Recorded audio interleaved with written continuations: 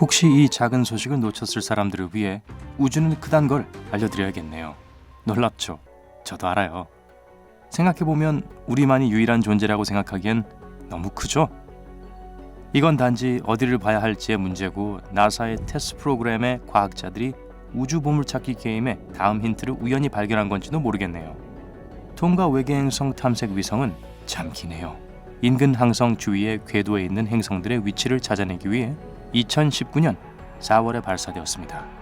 이게 천문학자들이 말하는 톰과 외계행성의 뜻이죠. 이 별들 중 하나가 상대적으로 작은 GJ357입니다. 네, 멋진 이름이죠? 여기서 근처라는 건 우주에서 상대적인 용어입니다. 왜냐하면 GJ357은 지구로부터 약 31광년 떨어져 있거든요. 우리가 현대 기술을 이용해 그곳에 가려면 도착하는데 66만 6천년 이상이 걸립니다. 엄청난 장거리네요. 네, 현실적으로 인간들이 방문하기엔 너무 멀지만 어떻게 생겼는지 감지하기에는 그리 멀지 않아요. 테스 덕분에 나사의 천문학자들은 이 먼 별 주위를 도는 행성을 발견합니다. 창의적인 사람들이라 이들은 새로운 세계에 GJ357b라는 이름을 붙였어요. B. 그렇다면 A는 어디 있나요? 이 행성은 지구보다 약 22% 더 크고 공전 궤도는 태양과 수성 사이의 거리보다 11배 가까운 것으로 추정되고 있죠. 과학자들은 이 행성이 대기를 갖고 있는지는 모르지만 엄청 뜨거운 건 확실하다고 말합니다. 얼마나요? 정확한 수치를 내긴 어렵지만 표면 온도가 펄펄 끓는 254도로 주석을 녹일 정도로 뜨겁죠. 이 행성은 우리가 알듯이 생명을 지탱할 수 없지만 천문학자들은 여전히 이 발견에 열광했습니다. 과학자들은 전에도 태양계 밖의 행성을 발견했었지만 GJ357b는 지구에서 가장 가까운 행성 중 하나예요. 사실 과학자들이 대기를 연구할 수 있는 몇 안 되는 행성 중 하나일 겁니다. 일단 대기가 있는지 확인이 된다면 말이죠. 그러나 곧 이 엄청났던 발견이 무색하게 되었죠. 천문학자들이 말하는 이 뜨거운 지구의 반쯤 녹은 듯한 빛 뒤에 숨어있는 행성이 2개 더 있었습니다. 그중 하나인 GJ357d는 잠재적으로 생명을 지탱할 수 있을 정도로 행성에서 적당히 멀리 떨어져 있었죠. 여기서 잠시 멈추고 혹시 이걸 보고 있을지도 모를 천문학자들 얘기도 해보고 싶네요. 우리 행성 이름들에 대해서 진지하게 이야기 좀 해봐야 될 것 같아요. 알아요, 추적할 게 많긴 하겠지만 성간 번호판 숫자보다 구별하기 쉬운 방법이 있을 거예요.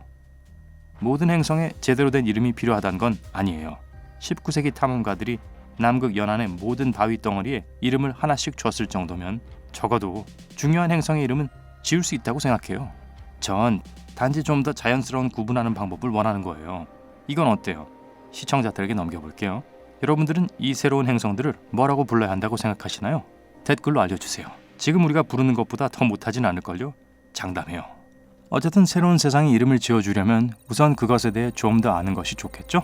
그럼 다시 GJ357d 이야기를 할게요. 말했듯이 생명체를 지탱할 만큼 따뜻하지만 숯불구이로 만들 정도로 뜨겁지 않게 그 태양계에 서식 가능한 구역 안에서 궤도를 돌고 있죠. 지구가 태양을 도는 거리보다 약 20% 가깝게 돌고 있지만 GJ357은 가스와 플라즈마 덩어리인 우리 이웃보다 훨씬 작아요. 그래서 GJ357d는 근접해 있음에도 불구하고 화성과 거의 같은 양의 에너지를 받죠. 나사의 과학자들은 그 행성의 평균 기온이 약 마이너스 53도라고 추측합니다. 남극의 내부와 비교해봐도 낮은 기온이죠. 저라면 그곳으로 휴가를 가고 싶진 않지만 여전히 기술적으로 인간들이 생존할 수 있는 곳입니다. 만약 그 행성의 대기가 충분히 두껍다면 실제 온도는 훨씬 더 높을 거고 언젠가 그 차가운 표면에서 우리들이 생명체를 발견할 가능성이 높아지죠. 이 툰드라의 세계에서 두 번째로 주목할 만한 특징은 그 크기입니다. 악몽처럼 뜨거운 GJ357b는 지구보다 그리 크진 않지만 그의 냉랭한 사초는 거대하죠. 우리 지구의 6배 이상의 질량에 달하며 잠재적으로 2배의 크기인 이것을 천문학자들이 초지구라고 부르는 것은 놀랄 일도 아니죠. 그 거대한 덩어리는 지구에서 발견되는 것보다 훨씬 더 많은 중력을 GJ357d에 부여합니다. 이 현상은 거기서 진화하는 모든 생명체에 엄청난 영향을 미칠 거고요. 우리가 상상으로만 할 수 있는 방식으로 형성되겠죠. 또한 이 강한 중력은 어떤 지적인 생명체라도 결국 마주하게 될 독특한 문제를 만들어낼 거고요. 외계인들도 이곳을 방문할 것이라고는 기대하지 않아요. 인간이 GJ357D를 직접 방문하지 않는 것과 같은 이유겠죠. 이 행성이 얼마나 먼지는 제대로 말로 표현하기 어렵습니다. 거기에서 진화한 생명체들은 우리 지구를 살기 어려운 곳으로 여기겠죠. 우리가 그들의 세계를 본 것과 마찬가지로요. 특히 그들이 마이애미에 착륙했다면 말이죠. 표면에 발을 내디디려 한다. GJ에게는 작은 한 걸음이 될 거야. 아우 아우 아우 아우 아우 삐 뜨거워. 알겠어요. 그럼에도 불구하고 지적인 생명체가 발달했다면 그들이 조만간 자신들의 감각기관들을 별들 쪽으로 향하지 않을 거라고 생각할 이유는 없습니다. 그때 행성의 중력이 장애물이 되는 거예요. 인류는 첫 인공위성을 궤도에 올리는데 많은 시간, 노력, 그리고 돈을 들였습니다. 지구보다 몇 배나 더 큰 중력에서 우주여행을 실행할 계획은 매우 벅차겠죠. 탈출 속도에 도달하기 위해 필요한 연료의 순중량은 우주선이 운반하기엔 너무 많을 수도 있고요. 과학자들은 지구보다 10배나 큰 행성의 달에 도달하려면 땅에서 이륙하는데 거의 45만 톤의 연료가 필요할 것이라고 추정했어요. GJ357D의 크기를 아무리 관대하게 추정해봐도 그만큼 크진 않아요. 하지만 지구 질량의 6배로 그 행성의 중력은 여전히 그곳에 근거지로 둔 외계 우주 프로그램에 대한 엄청난 도전을 제공하겠죠. 그들이 시도한 우주 탐사는 우주선이나 탐사선 대신 지상 관측소 중심으로 원격으로 해야 할 겁니다.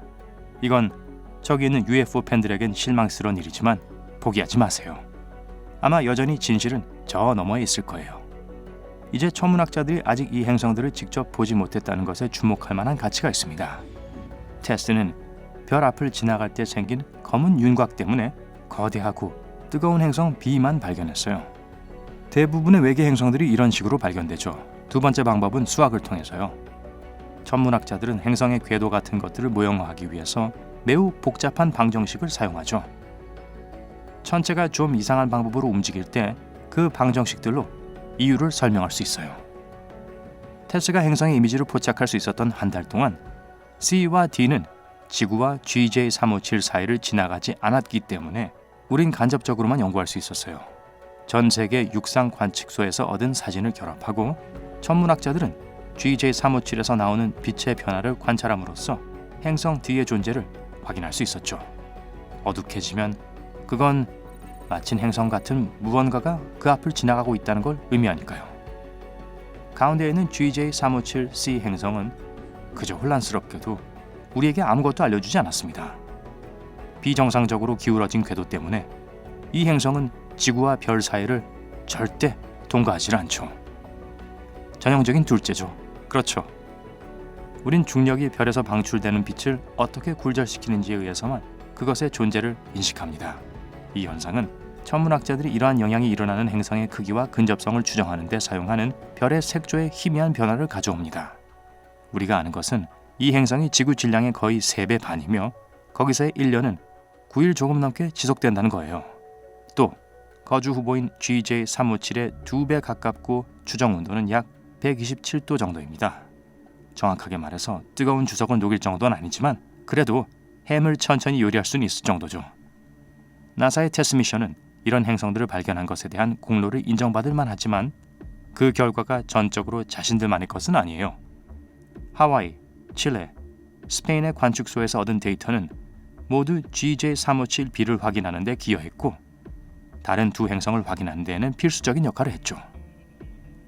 우리가 함께 일할 때 가장 위대한 발견이 가능하다는 걸 보여주네요.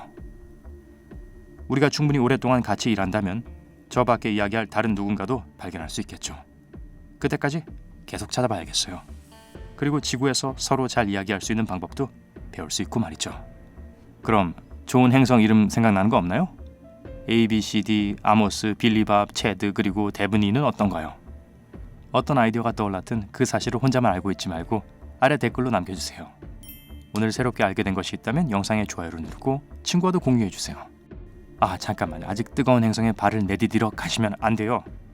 여러분이 확인해야 할 2000개 이상의 멋진 영상이 기다리고 있습니다. 왼쪽 오른쪽 중 하나를 클릭하고 즐겁게 감상하시기만 하면 돼요. 밝은 면과 함께하세요.